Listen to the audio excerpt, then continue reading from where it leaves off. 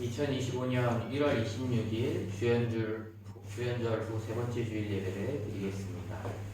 안식일을 기억하여 거룩하게 지키라. 이는 엿새 동안 나 여호와가 하늘과 땅과 바다와 그 가운데 모든 것을 만들고 일곱째 날에 쉬었음이라. 그러므로 나 여호와가 안식일을 복되게 하여 그날을 거룩하게 하였느니라.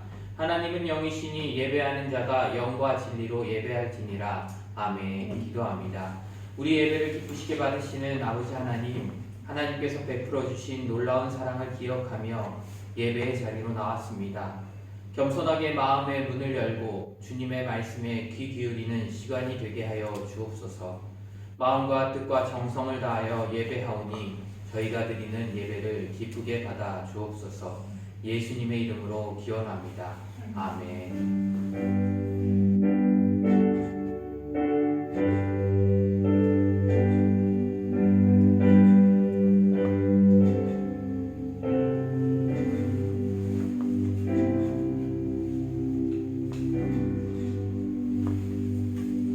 함께 찬송가 14장 찬양하도록 하겠습니다.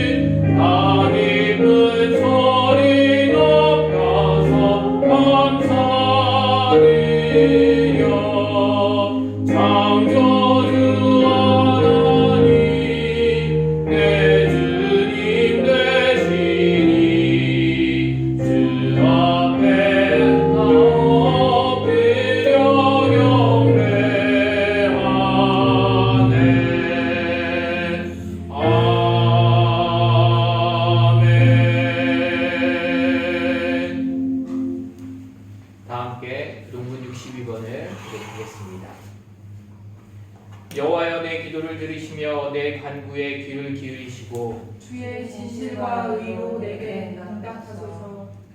주의 종에게 심판을 행하지 마소서. 주의 눈앞에는 의로운 인생이 하나도 없나이다. 원수가 내 영혼을 핍박하며 내 생명을 땅에 엎어서 나로 죽은 지 오랜 자같이 나를 암흑 속에 두었나이다. 그러므로 내 심령이 속에서 상하며 내 마음이 내 속에서 참담하니이다. 내가 옛날을 기억하고 주의 모든 행하신 것을 읊조리며 주의 손이 행하는 일을 생각하고 주를 향하여 손을 펴고 내 영혼이 마른 땅같이 주를 사모하나이다.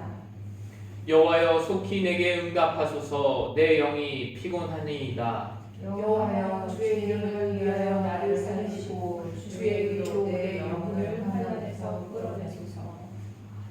주의 인자하심으로 나의 원수들을 끊으시고 내 영혼을 괴롭게 하는 자를 다 멸하소서. 나는 주의 종이니이다. 아멘. 다 함께 사도신경으로 우리의 신앙을 고백하시겠습니다. 나는 전능하신 아버지 하나님 천지의 창조주를 믿습니다.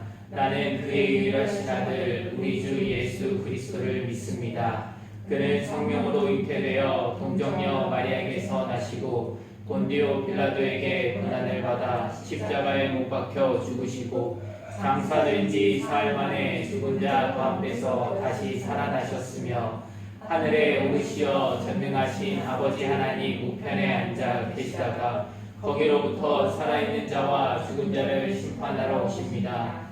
나는 성령을 믿으며 거룩한 공교회와 성도의 교제와 죄를 용서받는 것과 몸의 부활과 영생을 믿습니다. 아멘.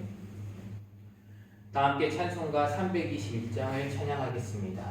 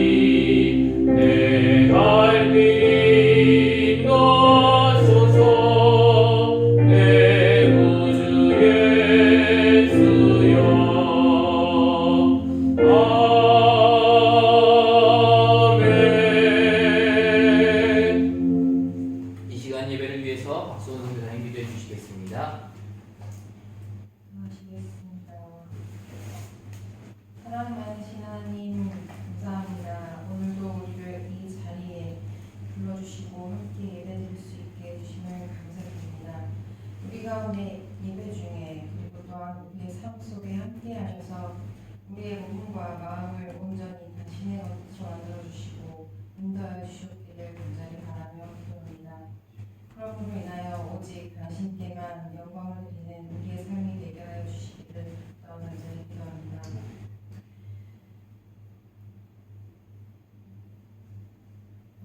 우리의 마음이 그리고 우리의 눈과 귀가 당신의 손길이 필요한 이들에게 향하게 하여 주시고 또한 어지러운 세상에 살면서 우리가 사랑을 나눌 수 있는 그런 주님의 인도하심을 바라는 우리가 될 수 있도록 인도해 주시기를 간절히 바랍니다. 사랑이 필요한 곳에 사랑이 있게 하시고 자비가 필요한 곳에 우리가 있게 하시며 주님의 은혜가 필요한 곳에 우리를 사용하여 주시옵기를 간절히 바라며 기도합니다. 일단 슬로베니아와 또한 조국 한국을 위하여 기도합니다. 주님의 은혜가 사랑이 넘치고 또한 당신만을 바라며 바르게 살아가는 주님 백성들이 많아지게 하시고 또한 그 사명을 감당하여 세상에서 칭찬받는 그리스도인의 모습을 나타낼 수 있는 우리가 되게 하여 주시옵소서. 우리는 알지 못하나 올바른 길로 인도하시는 주님을 잘 따르는 제자가 되게 하시고 우리는 알 수 없으나 그 길이 진리의 길이 되게 해주시기를 바라며 간구합니다.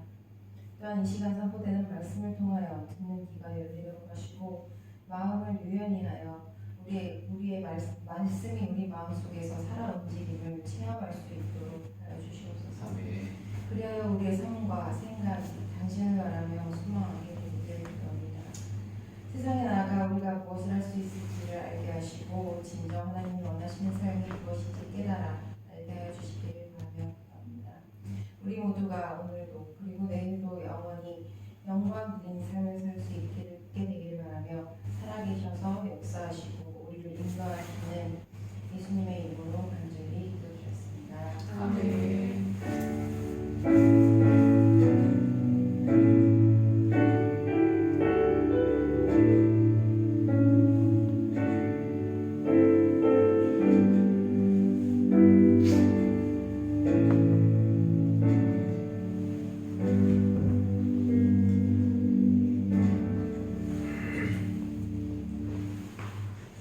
오늘 우리에게 주신 하나님의 말씀은 사도행전 7장 51절에서 60절의 말씀입니다. 사도행전 7장 51절에서 60절의 말씀을 한 절씩 교독하도록 하겠습니다. 기록된 하나님의 말씀입니다. 목이 곧고 마음과 귀에 할례를 받지 못한 사람들아 너희도 너희 조상과 같이 항상 성령을 거스르는도다. 너희 조상들이 선지자들 중에 누구를 박해하지 아니하느냐. 의인이 오시리라 예고한 자들을 그들이 죽였고 이제 너희는 그 의인을 잡아 주자여 살난 자가 되느니 너희는 천사가 전한 율법을 받고도 지키지 아니하였도다 하니라. 그들이 이 말을 듣고 마음에 찔려 그를 향하여 이를 갈거늘 스데반이 성령 충만하여 하늘을 우러러 주목하여 하나님의 영광과 및 예수께서 하나님 우편에 서신 것을 보고 말하되 보라 하늘이 열리고 인자가 하나님 우편에 서신 것을 보라 하는데 그들이 큰 소리를 지르며 귀를 막고 일제히 그에게 달려들어 성 밖으로 내치고 돌로 칠세 증인들이 옷을 벗어 사울이라 하는 청년의 발 앞에 두니라. 그들이 돌로 스데반을 치니 스데반이 부르짖어 이르되 주 예수여 내 영혼을 받으시옵소서 하고 무릎을 꿇고 크게 불러 이르되 주여 이 죄를 그들에게 돌리지 마옵소서. 이 말을 하고 자니라. 아멘. 기도합니다. 사랑의 하나님 아버지 감사합니다. 거룩한 주의 주님께 나와 예배하게 하시고 온전히 주님께 영광 돌릴 수 있게 하여 주신 너무나도 감사합니다. 우리가 하루하루를 살아가는 가운데 주님의 은혜 가운데 살아가고 있고 또한 하루를 허락하시니 주님의 은혜임을 우리가 고백하며 감사하며 살아가게 하는 인도하여 주시옵소서. 이 시간 주님의 말씀을 듣습니다. 전하는 자는 가리어 주시고 온전히 주님께서 말씀하여 주시고 그 말씀을 듣고 밝히 깨달아 우리의 삶에 적용하며 또한 순종하며 나아가는 삶이 되게 하여 주시옵소서. 모든 것들 주님께 맡겨드리며 우리를 구원하신 예수 그리스도의 이름으로 간절히 기도합니다. 아멘. 이제 스데반의 설교 마지막입니다. 벌써 죽었지 않았나요? 오늘 이제 말씀에서 이제 나올 거예요. 51절에 목이 곧고 마음과 귀에 할례를 받지 못한 사람들아 너희도 너희 조상과 같이 항상 성령을 거스르는도다 라고 말씀합니다. 60절에 죽었다고 영화인데요. 네. 이 말씀을 보면 성령에 충만한 스데반이 얼마나 용감하고 당당했는지 알 수 있습니다. 이런 말을 하면 죽을 줄 분명히 알면서도 스데반은 용감하게 선포하였습니다. 이러한 스데반의 모습은 바로 증인의 모습입니다. 증인이 뭐예요? 그 만약에 누가 그 죄를 지었는데 증인 그 법원에 있는 그 증인 같은. 맞아요. 그것을 본 사람이나 그걸 안 사람이 대신 증인, 말 그대로 증거해주는 사람이에요. 그러니까 증인이라는 말은요 헬라어 단어로 마르투스예요. 마르투스가 네, 뭐예요? 여기에서 영어 단어인 마터, 네, 순교자라는 단어가 파생되었습니다. 그러므로 예수님의 증인, 복음의 증인이라는 것은 예수님을 위해 살다가 예수님을 위해 죽는 자를 뜻하는 겁니다. 그러니까 단순히 증인하면 그냥 우리가 본 것을 말하는 것으로 끝나는 게 아니라 우리의 삶을 그 증인의 삶으로서 죽을 때까지 죽기를 각오하고 해야 한다는 겁니다. 대부분의 사람은 스데반과 같은 상황에서 주저하거나 두려워합니다. 만약에 예나나 다니가 그런 상황에 처해 있다고 하면 어떨 것 같아? 저는 그냥 가버리고 싶어. 가버리고 도망가고 싶지. 아 그냥 제트팩 사가지고 배달했을 때까지 그 기다렸다면 제트팩 타고. 예나는 어떨 것 같아? 만약에 스데반의 상황이 나의 상황이다. 힘들고 그 자리에서 빨리 벗어나고 싶고 도망치고 싶을 것 같은데 스데반은 그렇지 않았습니다. 근데 왜 그렇지 않았을 수 있었냐면 대부분의 사람들은 두려워하고 그것을 도망치고 싶어 하는 이유는 바로 성령의 충만함이 없기 때문에. 덜 부족하고. 스데반의 힘으로 그곳에 있었던 게 아닙니다. 스데반이 힘이 정말 세서 아니면 겁이 정말 없어서 용감해서 그곳에 그렇게 당당하게 있을 수 있었던 게 아니라는 거예요. 스데반은 이들 앞에서 하나님의 뜻을 증거했는데도 받아들여서 잘못을 뉘우칠 기미가 전혀 보이지 않자 그들을 이제 책망하고 있습니다. 그들의 죄를 지적하고 있어요. 목이 곧고라는 말씀은 하나님께 대해 완강히 불순종하거나 교만한 모습을 나타내는 성경의 표현입니다. 목이 뻣뻣하게 치켜들고 있다는 뜻인데요. 그러니까 목을 숙이지 않는다. 그래서 그런 사람들을 뭐라고 얘기해요? 교만한 사람. 어떻게 보면 되게 저 사람은 인사도 잘 안 하고 너무 뻣뻣하게 목이 이렇게 막 거만하게. 아 그거 이거랑 비슷한 거예요? 어떤 거요? 그 돼지 세 마리가 있는데 한 마리는 그 자기만 그 해주고 다른 애들은 안 해주는 것처럼 비슷한 거. 자기만 해주고 다른 그 사람. 만약에 음식을 주면 자기 거만. 자기가 다 먹으려고 하고 이러는 거? 네. 욕심이랑도 비슷할 수 있는데 어떻게 보면 나는 이런 사람이야 하면서 이렇게 좀 의시되거나 어떻게 보면 다른 사람들 앞에 굽신거리거나 누군가에게 친절하게 대하지 않는 사람, 말 그대로 겸손하지 못하고 교만한 사람을 얘기해요. 이러한 표현이요 성경에서 많이 등장합니다. 신명기 9장 6절에도 나타나고요. 계속해서 하나님 불신하고 원망하는 이스라엘에게 하나님께서는 목이 곧은 백성이라고 책망하셨어요. 출애굽기에서 그랬고요. 다시 목을 곧게 하지 말라고 말씀하셨는데요. 이것도 신명기에서. 따라서 목이 곧다라는 말은 남에게 또는 하나님에게도 자신의 잘못된 의지를 굽히지 않고 고집스럽게 한다라는 의미입니다. 그 다음 마음과 귀에 할례를 받지 못한 사람들아 라고 말씀합니다. 이게 도대체 무슨 말이에요? 할례가 뭐예요? 할례 뭔지 알아요? 몰라요. 할례가 뭘까요? 몰라요. 성경에 할례라는 말이 나와요. 하나님의 백성이라면 할례를 받아야 된다고요. 난지 8일 만에. 근데 남자아이들에게만 해당됐어요. 남자에게. 그게 뭐냐면 현 시대의 포경수술 알아요? 몰라요. 네. 남자의 성기의 표피를 잘라서 그거를 이제 하는 수술을 얘기하는데 그것을 하는 것을 할례라고 했어요. 그래서 하나님의 백성을 구별하기 위해 할례를 하나님께서는 행하라고 했는데 여기에서는 지금 할례라고 얘기하는데 뭐의 할례를 받지 못한 사람이라고 얘기해요? 마음과 귀의 할례를 받지. 할례는 마음과 귀에 하는 거라고 성경에 나타나지 않는데 여기에서는 마음과 귀라고 얘기해요. 도대체 이 마음과 귀를 왜 얘기했냐면 이 말씀으로 할례라는 마음과 귀로 받는 것임을 분명히 스데반은 얘기하고 있어요. 성경에서 마음이란 하나님께서 역사하시는 곳이자 곧 인간 내면 세계의 중심이고 또한 윤리적인 의미로 사용됩니다. 하나님은 사람의 마음을 감찰하신다라고 로마서 8장 27절에 말씀하시고요. 또한 주관하시는 분이시라고 시편 51편 10절에 말씀하세요. 따라서 마음의 할례란 심령, 그 안에 있는 영혼으로 받은 할례를 이야기합니다. 말 그대로 하나님 말씀에 내가 순종하겠습니다. 하나님의 백성입니다. 하나님의 자녀입니다. 라고 고백하는 것. 그 다음 성경에서 귀란 하나님의 말씀을 듣고 이해하고 순종하는 것과 밀접하게 연결되어 사용되는 단어예요. 예레미야는 하나님의 말씀을 듣지 않는 이스라엘 백성들에게 귀가 할례를 받지 못해 듣지 못한다고 예레미야서 6장 10절에 기록합니다. 예수님께서 듣는 귀는 복되도다 라고 마태복음 13장 16절에 말씀하셨고 귀 있는 자는 들으라 라고 여러 군데에서 말씀합니다. 마태복음, 마가복음, 누가복음 여러 곳에서 말씀합니다. 또한 귀의 할례란 하나님의 말씀을 들을 때에 진정으로 믿으며 순종하는 믿음을 말하는 것입니다. 유대인들은 할례는 받았어요. 분명히. 왜요? 그렇게 하라고 율법으로 하나님 말씀하시니까요.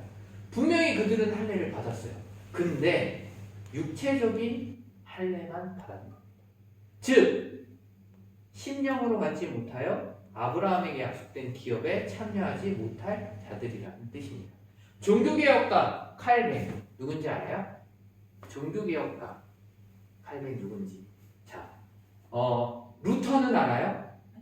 네, 마틴 루터와 같이 종교개혁을 일으켰다. 루터는 독일에서 일으켰고 종교개혁가 칼뱅은 프랑스 사람인데 종교개혁을 똑같이 일으켜요. 그러면서 그 사람이 바로 우리 장로교회 종교개혁가라고 이야기합니다. 루터는 루터교회 종교개혁가 대표하는 사람 한 명이고 장로교회 대표하는 사람의 한 명으로 이제 깔뱅을 얘기하는데 깔뱅은 뭐라고 이야기하냐면요.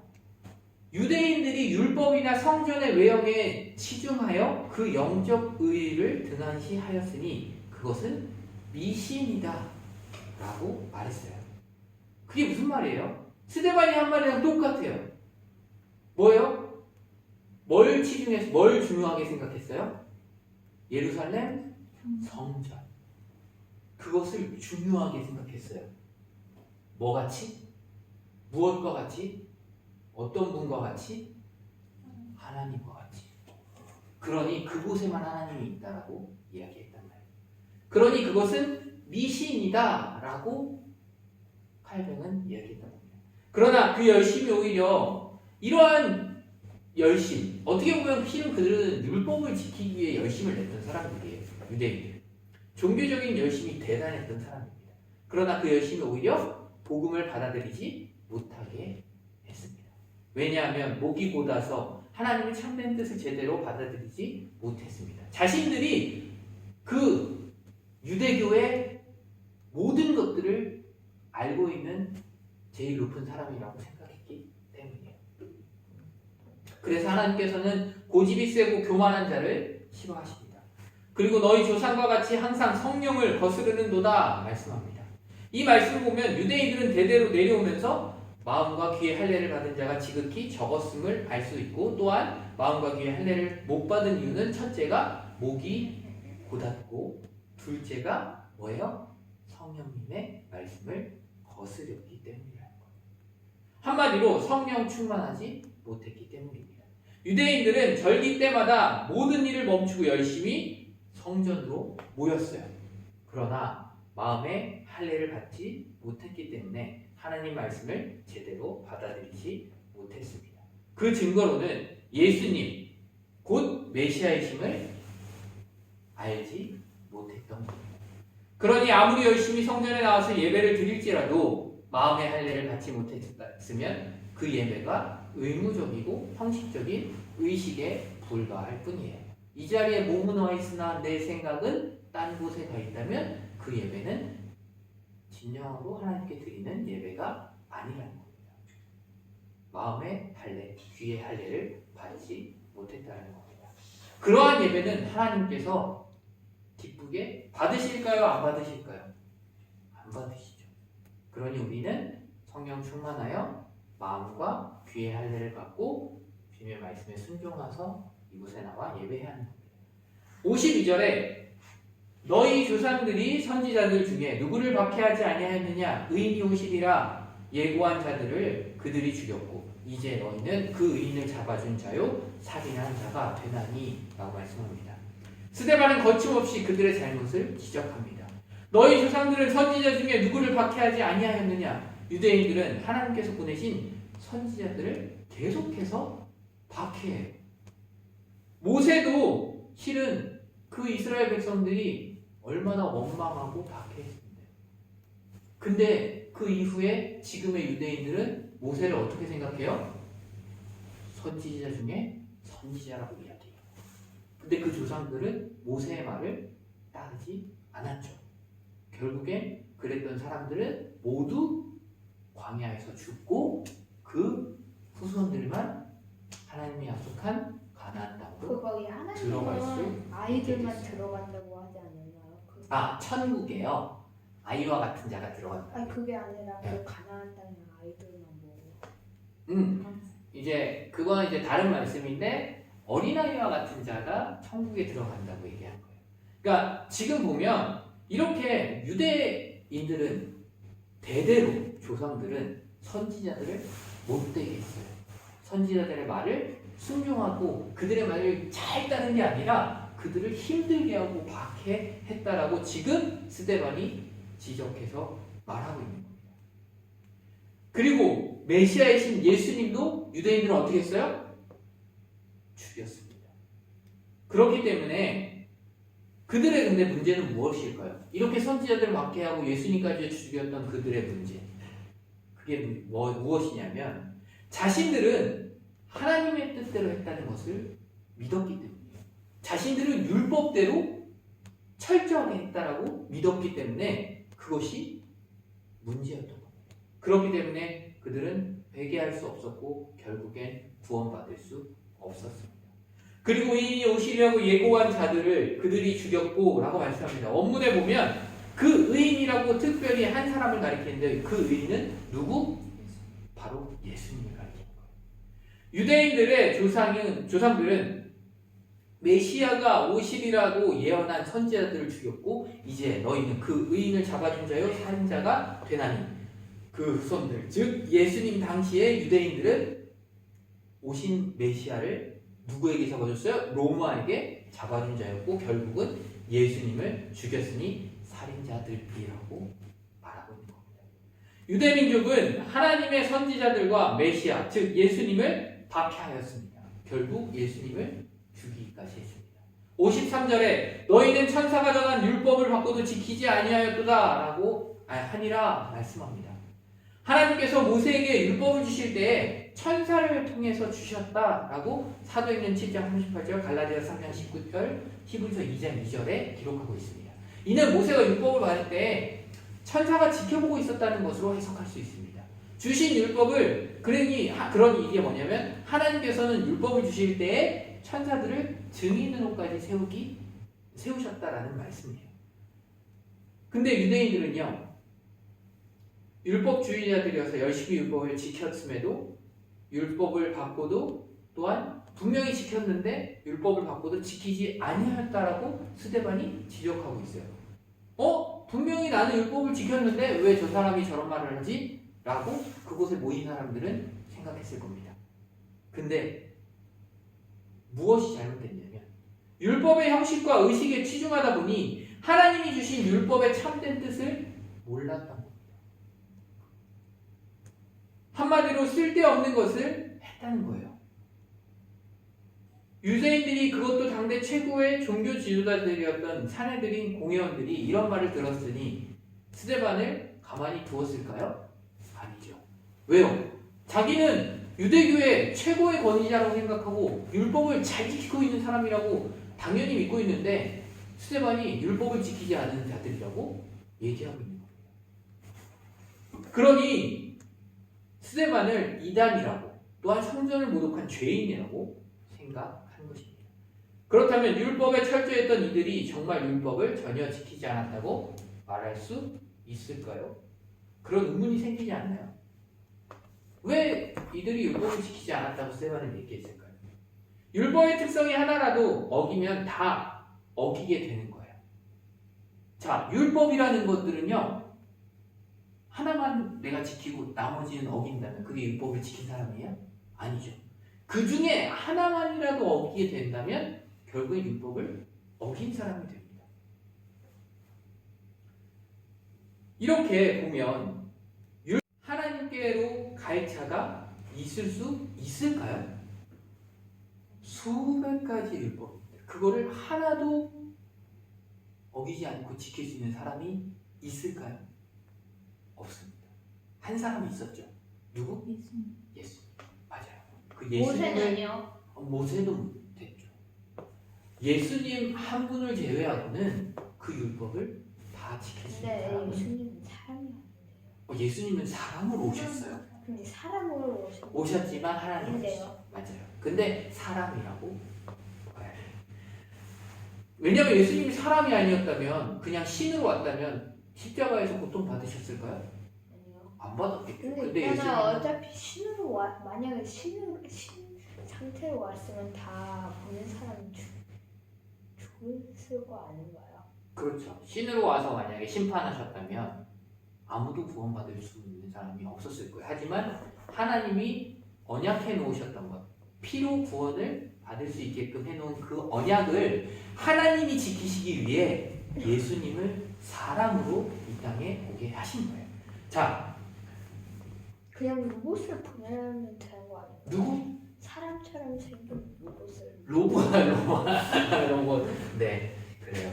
이 당시에 지금은 로봇이지만 그때 로봇이 없었죠. 아 근데 어쨌든 하나님은 사람이 뭘 만들지 알고 있잖아요. 맞아요, 알고 있죠. 그럼 자. 거기 미래에서 그 하나님 못하는 게 없으니까 그냥 미래에서 로봇을 그냥 그대로 가는. 예수님을 보낸 이유는 예수님, 하나님이 직접 예수님이 되셔 내려오신 이유는 그것은 사람으로서 해결할 수 없기 때문에 하나님 스스로 해결할 수 있기 때문에 오신 거예요.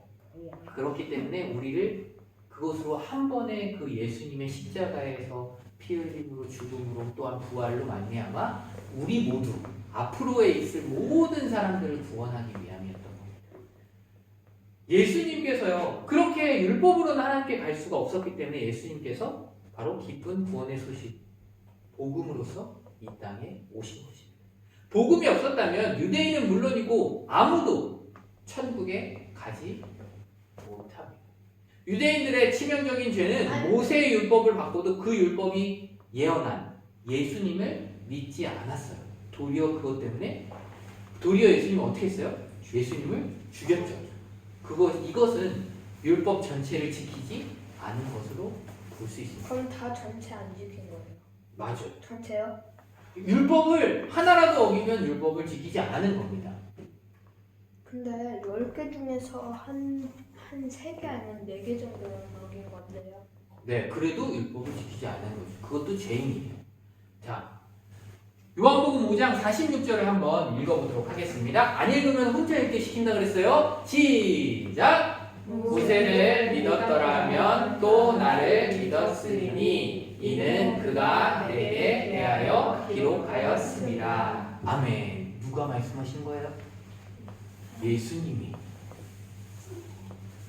예수님 뭐라고 말씀하세요 지금? 모세를 믿었더라면 나를 믿었을 거라고 얘기해요. 왜요? 모세가 예수님에 대해서 기록했기 때문에. 그러니 유대인들 그 율법에 탁월하고 정말로 모든 걸 깨고 있었던 그 종교 지도자들이 모세를 믿었다면 예수님을 믿을 수밖에 없는데 그들은 그냥 그 율법 안에만 갇혀 있었던 겁니다. 정말로 예수님이 메시아라는 걸 몰라서. 신학자 슐라테리가 말하기를 이스라엘이 예수님을 십자가에 못 박아 죽인 것은 하나님의 율법을 반항합니다.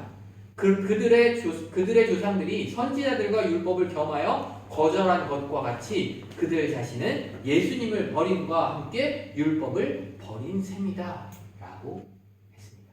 예수님은요 율법을 폐하러 온 게 아니라 뭐 하러 오셨어요? 완성하러 오셨다라고 분명하게 말씀하셨습니다.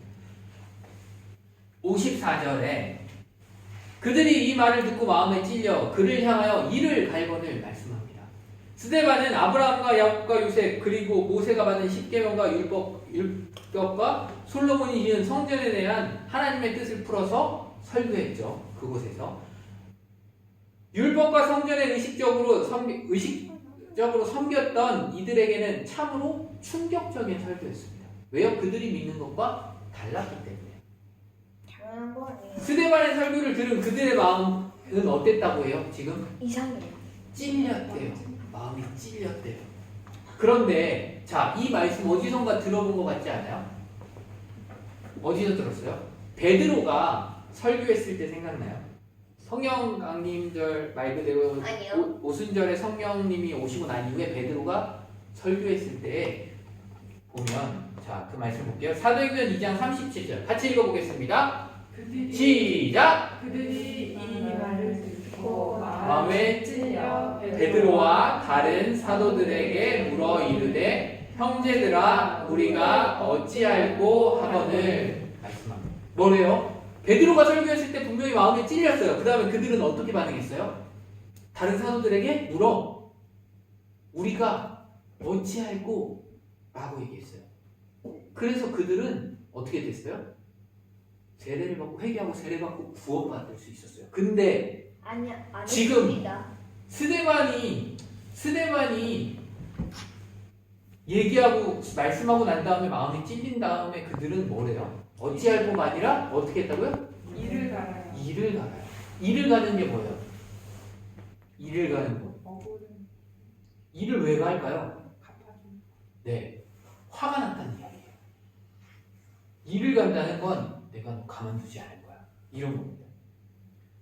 분명히 베드로가 설교했을 때는 그들은 들었던 사람들은 어찌할 거에서 회개하고 세례를 받고 구원을 얻게 됐습니다. 하지만 스데반에게 설교 들었던 그곳에 모였던 사람들은 이를 갈았다고 합니다. 예수님을 그리스도로 영접하여 죄사함을 받을 수 있는 기회를 놓쳤어요. 하나님의 말씀이 어떠하게 사람의 마음을 찌를까요? 히브리서 4장 12절 말씀을 한번 우리 읽어보겠습니다. 시작! 하나님의 말씀은 살아있고 활력이 있어 좌우에 날선 어떤 검보다 예리하여 혼과 영과 및 관절과 골수를 찔러 쪼개기까지 하며 또 마음의 생각과 뜻을 판단하나니. 아멘. 아니야, 목사님 얼굴 보면 말씀이 보여? 아니지, 여기 봐야지. 목사님을 계속 눈치를 봐. 네. 아니야, 괜찮아. 그래서 천천히 그냥 읽어보는 거야. 자, 뭐래요? 하나님 말씀이 어떻대요? 살아있고 활력이 있어 좌우에 날선 어떤 검보다도 예리하대요. 그래서 어디를 찔러요? 혼과 영과 및 관절과 골수를 찢는다고 얘기해요. 네, 마음이 찔려 라는 얘기는요, 하나님의 말씀을 들으면 마음에 찔리게 된다는 거예요. 그러한 능력이 그 말씀 안에 있다는 겁니다. 그러므로 어떤 사람도 하나님의 말씀을 접하게 되면 마음에 찔림을 받게 된다는 거예요. 근데 그게 사람의 힘으로 하는 것이 아니라 하나님께서 하신다는 겁니다. 그저 우리는 하나님의 말씀을 열심히 전할 뿐, 그러나 그 일을 하시는 건 하나님이 하신다는 겁니다. 그러나 사내들인 공회인들은 찔림을 받았으나 하나님 앞에 굴복하지 않았습니다. 이들은 스데반의 증거를 하나님의 말씀으로 인정하지 못했기 때문입니다. 그래서 성령님께로부터 받은 영분별은 참으로 중요합니다. 영분별 없이 아무거나 듣거나 또한 우리가 그것에 무뎌진다면 지금도 얼마든지 예수님이 오시면 우리는 못 알아보고 그분을 죽일 수 있는 유대인처럼 살 수 있다. 만약에 근데 어차피 사람 죽으면 자기 감옥 가는 거 아니에요? 맞아요. 그러면 감옥 가는데 감옥 가기 싫은데. 아, 사람을 직접 살인한 게 아니라 법정에 세워서 그 사람이 죄인이라는 걸 뒤집어 씌워서 죽였잖아요. 근데 있잖아요. 네. AI 로봇이 판결을 내리는 게 더 IQ 아닙니까? 아, AI 로봇. AI 로봇도 결국엔 모든 정보들을 그 안에 넣어놓고 얘기할 뿐이지 추가적으로 다른 생각을 하는 건 아니에요. 자, 그러면 보면 하나님의 생각을 따라갈 수 없어요. 아무도. 이렇게 스데반은 이단이다 라는 생각이 그 사내들인 공회에 모인 사람들의 머릿속에는 있었을까요? 없었을까요? 꽉 차 있었겠죠. 그렇기 때문에 하나님의 말씀을 들어도 그 말이 하나님의 말씀이라고 생각하지 못하고 결국엔 죽이고 싶어 이를 갈았던 것입니다. 그런데 이러한 상황에서 스데반의 행동은 참으로 놀랍습니다. 55절에 스데반이 성령 충만하여 하늘을 우러러 주목하여 하나님의 영광과 및 예수님께서 하나님 우편에 서신 것을 보고 라고 말씀합니다. 스데반은 성령 충만하여 설교 후에 공회원들을 그곳에 모인 사람들을 바라본 것이 아니라 어디를 바라봤대요? 하늘을 우러러. 네, 하늘을 바라봤어요. 인간적이라면 설교를 하고 저절로 사람들의 반응을 살피게 될 거예요. 하지만 성령 충만한 스데반은 하나님을 바라보았습니다. 하늘을 우러러 주목하여 라고 얘기해요. 주목이 뭐예요? 주목. 뭐예요? 주목이 뭘까요? 얘는 알아? 주목이라는 단어? 문제라는 설명을 잘 못하겠어. 한 곳으로 집중해서 본다라는 거예요. 눈을 한 곳에 쏟은 이라는 뜻인데요. 즉 하나님만 보았다는 거예요. 하나님, 저들이 말씀을 증거해 주어도 깨닫지 못합니다. 어떻게 하리까? 라는 생각으로 하나님을 바라보았을 것 같아요. 죽음 앞에서 오직 하나님만 바라보는 자, 바라보는 그 스데반을 하나님께서 그냥 두시지 않았던 거예요. 스데반은 먼저 하나님의 영광을 보게 됩니다. 하나님을 직접 볼 수 있는 사람이 있었을까요? 없습니다. 없었어요. 모세는 조금 봤습니다. 아니에요. 모세는 등 봤잖아요. 음성을 들었지 직접 본 게 아니에요. 직접 볼 수 있었던 건 예수님뿐이었어요. 근데 스데반은 지금 여기서 뭐라고 하냐면 하나님의 영광을 보게 됩니다. 영광이라는 건 뭐냐면 여기 설명할 건데 바로 신의 현이라고 얘기해요. 현현이 뭐예요? 그게 뭐냐면 명백하게 나타난다라는 거예요.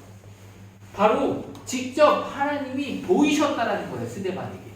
그 얘기는 원래 하나님을 보면 어떻게 되는 거예요?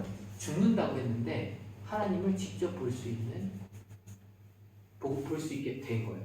근데 거기서 멈춘 게 아니라 하나님 우러러 주목해 바라봤더니 하나님이 직접 보였고, 그리고 스데반만 하나님을 보는 것이 아니라 하나님도 바로 스데반을 보고 있었지. 누구와 함께? 누구와 함께 봤대요? 예수님. 네, 예수님과 함께 스데반을 본 것입니다. 바로 스데반만 주목한 것이 아니라 하나님과 예수님도 스데반을 주목하고 계셨던 거예요. 그렇습니다. 주를 위해 목숨까지도 내놓은 상황에 처했을 때 예수님께서는 하나님과 함께 그 사람을 주목하여 보고 계신다. 이만큼 주님은 우리를 사랑하고 또 사랑하십니다. 혹 우리가 죽음 앞에 섰을지라도 두려워하거나 주님을 부인해서는 안 됩니다. 예수님께서 천국에서 하나님 우편에 서서 바라보고 계심을 깨달아야 합니다. 따라서 순교의 자리가 우리에게는 더 없는 영광의 자리임을 깨닫고 기쁨으로 감당해야 합니다. 이를 위해 우리는 평소에도 늘 기도하고 깨어 있어야 합니다. 56절에 말하되 보라 하늘이 열리고 인자가 하나님 우편에 서신 것을 보노라 하는데 라고 말씀합니다. 스데반이요 그곳에 모인 사람들에게 말해요. 뭐라고요? 하늘을 보고서는 하나님과 그 우편에 서신 예수님이 있다라고 말하고 있는 거예요.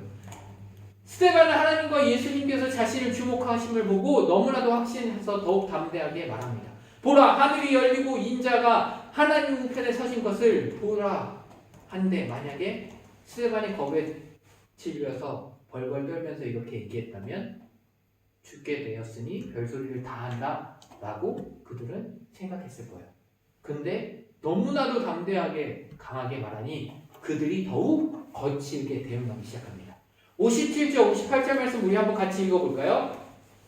단이 57절 58절 말씀 같이 읽어볼까요? 시작! 그들이 큰 소리를 지르며 귀를 막고 일제히 그에게 달려들어 성 밖으로 내치고 돌로 칠세 증인들이 옷을 벗어 사울이라 하는 청년의 발 네. 뭐래요? 그들이 큰 소리를 지르며 귀를 막았대요. 왜 그랬을까요? 스데반의 말을 듣지 않아요. 스피커 있으면 어떻게 돼? 아, 그땐 스피커가 없었어요. 그냥 콘 만든 다음에 여기 소리 그런 것도 없었어요. 그러니까 스데반의 말을 더 이상 듣지 않으려고 큰 소리를 지른 거예요. 그러면서 스데반은 멈추지 않고 따라서 그들에게 얘기했던 겁니다. 그리고 일제히 스데반에게 어떻게 했대요? 달려들었대요. 달려들었어요. 점프 실력 대단하면 영 분별을 하지 못하면 하나님의 말씀을 듣고도 하나님의 말씀인지 알지 못하게 되는 거예요. 이들은 지금 귀를 막았대요. 하나님의 말씀을 들어야 되는데 소리를 지르면서 귀를 막았다는 얘기는, 자, 그냥 귀를 막으면 작게라도 들릴 수 있죠. 네, 그러니까 아예 안 들으려고 어떻게 해요? 소리를 치면서 막았다는 얘기예요. 그냥 도망가면 되는 거 아니에요? 아니, 그곳에서 도망가려고 하니 이미 화가 났기 때문에 스데반은 어떻게 해야 돼? 스데반의 말씀, 그게 진짜 하나님의 말씀이더라도 나는 듣기 싫어! 라는 게 강하게 있었던 겁니다. 결국에는 스데반을 성 밖으로 내치고 그 다음에 어떻게 했대요? 돌로 친대요. 이들이 왜 이렇게 했는지 레위기 24장 14절에서 16절에 기록합니다. 같이 읽어볼까요? 시작! 그 저주한 사람을 진영 밖으로 끌어내어 그것을 들은 모든 사람들이 그들의 손을 그의 머리에 얹게 하고 온 회중이 돌로 그를 칠지니라. 너는 이스라엘 자손에게 말하여 이르라. 누구든지 그의 하나님을 저주하면 죄를 담당할 것이요 여호와의 이름을 모독하면 그를 반드시 죽일지니 온 회중이 돌로 그를 칠 것이니라. 거류민이든지 본토인이든지 여호와의 이름을 모독하면 그를 죽일지니라. 그럼 강아지도 모독하면 죽여야 돼. 여기 율법상은 그렇죠. 아, 율법으로 따지면. 그러니까 그럼 강아지 자, 저주하면 스데반을 강아지 돌로 칠 율법을 이들은 지켰다고 생각할까? 돌로 치는 것에 대해서 지켰다고 생각해요. 아니요. 왜냐면 레위기에 있는 이 율법을 보고서 스데반을 성 밖으로 내치고 돌로 치는 거예요. 왜요? 스데반이 무엇을 했기 때문에? 저주 신성 모독, 성정 모독, 바로 그것은 하나님을 모욕했기 때문이라고 생각하는 거예요. 그러니 자기는 율법을 지켰어. 나는 율법대로 한 거야. 라고 생각할 수 있었던 겁니다. 이것은요, 여호와께서 모세에게 말씀하신 건데요. 이스라엘 자손에게 말하라고 하신 거예요.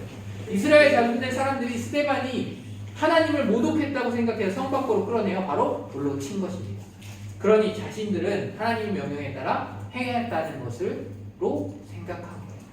죄인을 고소한 증인들이 맨 먼저 돌로 치고요. 그 다음 증인들이라고 했는데 그 증인들이 누구냐면 바로 스데반이 모세와 하나님을 모독하는 말을 들었다고 거짓말을 하라고 세운 사람들입니다.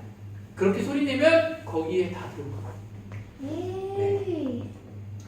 자, 바로 이렇게. 그리고 그 거짓 증인들이 옷을 벗어 어떻게 했대요? 사울이라는 하는 청년의 발 앞에 두었대요. 맞아요. 사울이 바울대요. 맞아요. 그 사울을 얘기하는 거예요. 예? 근데 바로 사울은요, 스데반의 순교의 현장에 있었습니다. 사울은 스데반이 죽어가는 모습을요, 정확하게 봤어요. 사울은 이때 스데반이 그렇게 죽는 것이 마땅하다고 여겼어요. 당연히 율법대로 그렇게 되는 게 맞다고 생각했어요. 사울이 바울되는 거예요? 네. 바울되기 전에. 하지만 직접 예수님을 만난 이후에 그 사울은요, 스데반의 순교는 사울에게 엄청난 영향을 미치게 됩니다. 그러므로 순교는 결국 죽음으로 사라지는 게 아니라 새로운 생명을 짓는 하나의 미랄이 되는 거예요. 하나님을 전하다가 죽은 그 스데반은요, 그냥 그 죽음으로 끝난 게 아니라 사울에게 엄청난 영향을 미치게 되고 그 사울은 바울이 되어 어떻게 해요? 곳곳을 다니며 근데 있잖아요. 복음을 전합니다. 그 스테반은 그 바울이 세운 제자 아니에요? 아니에요. 59절에 그들이 돌로 스데반을 치니 스데반이 부르짖어 이르되 주 예수 내 영혼을 받으시옵소서라고 말씀합니다.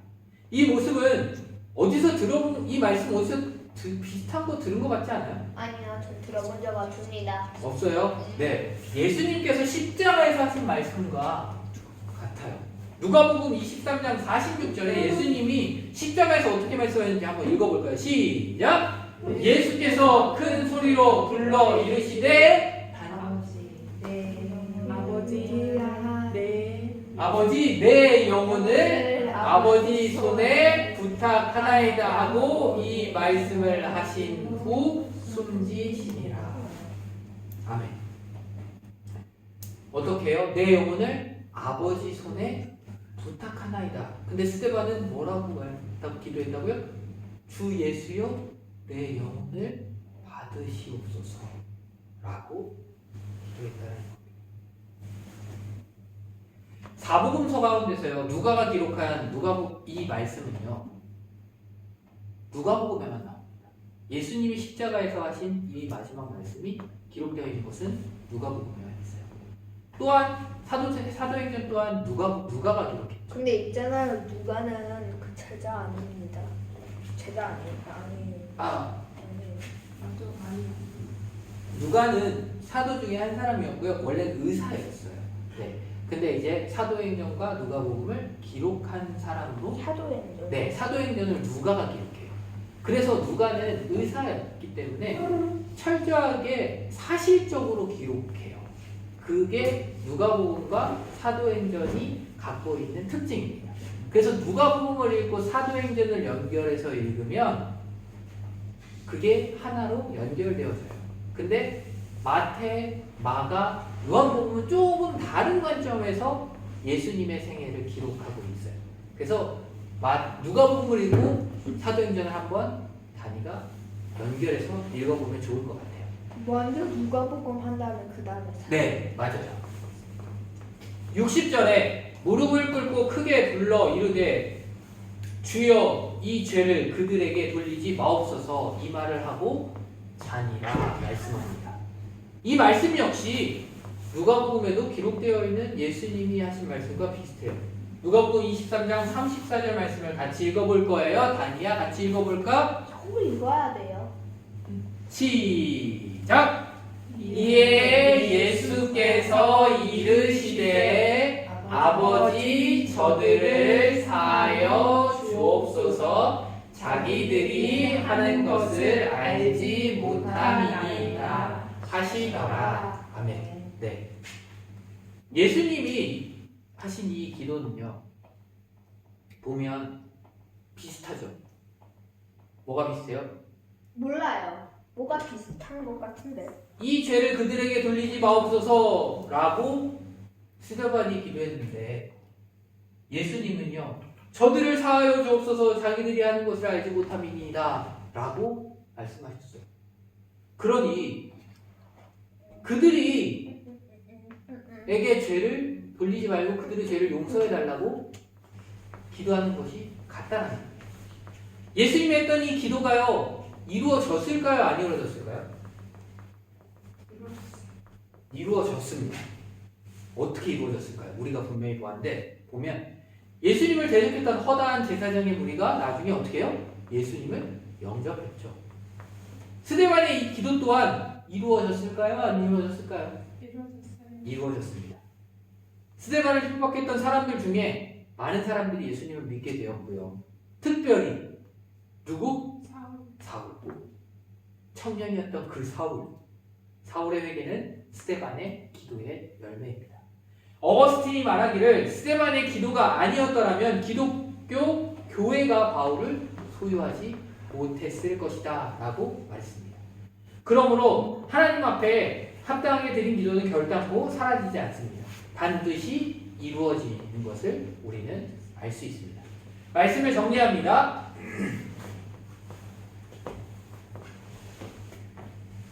우리는 예수 그리스도의 증인으로 살아야 합니다. 스데반이 예수님의 증인으로 살았어요. 증인은 어떤 사람이라고요? 증인은 어떤 사람이에요? 증인은 뭐 진짜로 죽은 사람. 목숨까지도 걸고 그것을 증거하는 사람이라고 얘기했죠. 바로 그러한 삶을 스데반은 살았습니다. 그 증인의 삶은요, 우리의 모든 상황이나 환경이 해결되어질 때, 그리고 우리가 시간이 될 때 사는 것이 아닙니다. 예수님께서 명령하신 것처럼 우리는 성령이 임하신 그때부터 증인으로 살아야 합니다. 이미 우리에게 성령이 계십니다. 지금 우리 안에 성령이 계시죠. 우리 안에 계신 성령님께서 일하실 수 있도록 우리는 해야 합니다.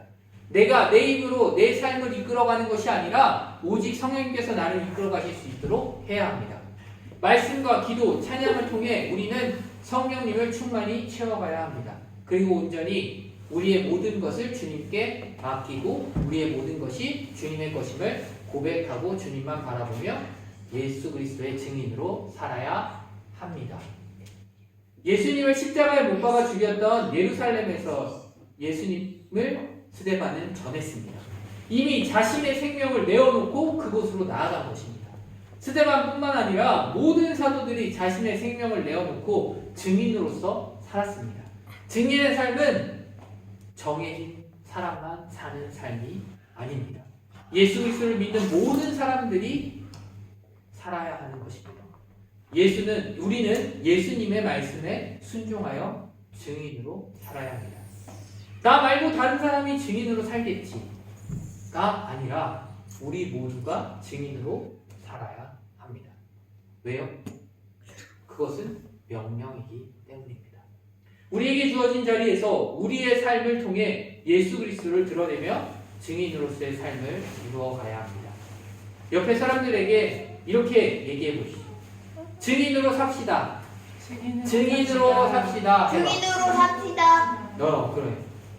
그리고 함께 결단해 볼까요? 주님 그리스도의 증인으로 살겠습니다. 자, 따라해 볼까요? 시작. 주님 그리스도의 증인으로 살겠습니다. 다시 해볼까? 시작. 주님 그리스도의 증인으로 살겠습니다. 네. 우리 한 사람 한 사람의 삶이 예수 그리스도의 증인의 삶이 되기를 간절히 축원합니다. 기도하겠습니다. 사랑의 하나님 아버지 감사합니다. 죽음 가운데 있던 우리를 구원하시기 위해 아들을 아끼지 않으시고 내어주시며 우리의 죄를 대신하여 십자가에 달려 피 흘려 죽으시고 부활하신 예수님을 믿게 하심에 감사합니다. 주님께 받은 은혜를 잊지 않고 예수 그리스도의 증인으로 살아갈 수 있도록 성령님 우리에게 힘을 주시옵소서. 날마다 성령의 충만함을 가득히 채워나갈 수 있게 하시고 우리의 모든 것을 주님께 맡기고 우리가 있는 자리에서 예수님을 드러내며 그리스도의 증인으로 살아갈 수 있게 하여 주시옵소서. 우리의 생명까지도 내 것이 아님을 고백하며 주님만 바라보며 증인의 삶을 이루어가게 하여 주시옵소서. 모든 것 주님께 맡겨드리며 우리를 권하신 예수 그리스도의 이름으로 간절히 기도합니다. 아멘.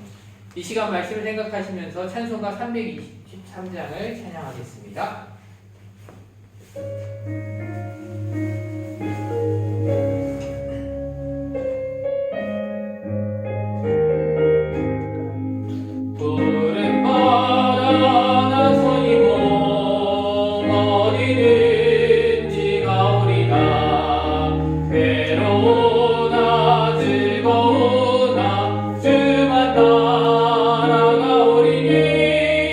어느 누가 막으리까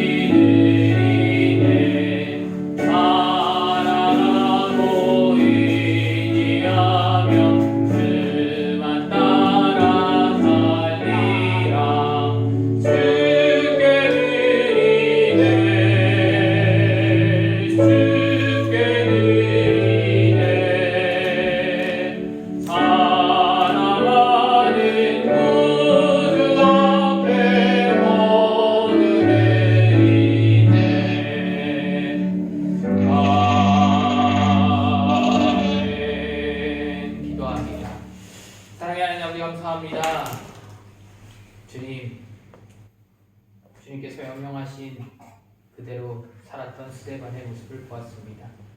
우리 또한 주님의 명령대로 복음의 증인으로 살아갈 수 있게 하여 주시고 어떠한 상황 가운데서도 오직 복음의 증인으로 주님을 전하며 나아가는 삶이 되게 하여 주시옵소서. 우리의 삶을 통하여 주님이 드러나시고 또한 그것을 통하여 주님께로 나오는 자가 더욱더 많아질 수 있게 하나님 인도하여 주시옵소서. 이 시간 우리가 귀한 예물을 구별하여 드립니다. 주님께 드린 예물, 이 예물이 온전히 주님의 나라 가운데 사용되어지고 온전히 이 땅 슬로베니아 가운데 주님을 믿고 주님께로 나온 자들이 더욱더 많아지게 하나님 인도하여 주시옵소서. 이 말들이 손길들 가운데 복의 복을 넣어 주시고 그들이 기도하고 바라는 모든 것들 주님의 뜻 가운데 응답하여 주시옵소서. 온전히 주님께서 은혜 베풀어 주시고 인도하고 계심을 눈으로 보고 고백하며 감사하며 나아가는 삶이 되게 하여 주시옵소서. 모든 것들 주님께 맡겨드리며 우리를 구원하신 예수 그리스도의 이름으로 간절히 기도합니다. 아멘. 옆에 분들과 인사하도록 하겠습니다. 주님의 은혜와 평안이 가득하게 기도합니다. 주님의 은혜와 평안이 가득하게 기도합니다. 네. 저희 아이들은 오늘 이제 밤에 또 버스 타고 오고요. 네, 다니 아빠는 오늘 이제 비행기 타고 가시니까 안전하게 오고 갈 수 있도록 기도하도록 하겠습니다. 너희들도 안전하게 가고 집에 돌아올 수 있도록 기도하게 되는 것 같고요. 저희 제가 축도하고 예배를 마치도록 하겠습니다. 이제는 우리 구주 예수 그리스도의 은혜와 하나님 아버지의 놀라우신 사랑과 성령님의 교통하시고 역사하심이 우리를 구원하시고 우리에게 명령하심에 따라 어떠한 상황에도 복음의 증인으로 살아가기를 다짐하고 결단하는 성도님들 위해 저들의 삶 속에 가정 속에 자녀들과 교회 위에 그리고 이 슬로베니아 땅에 이제부터 영원토록 함께 하시기를 간절히 축원하옵나이다. 아멘.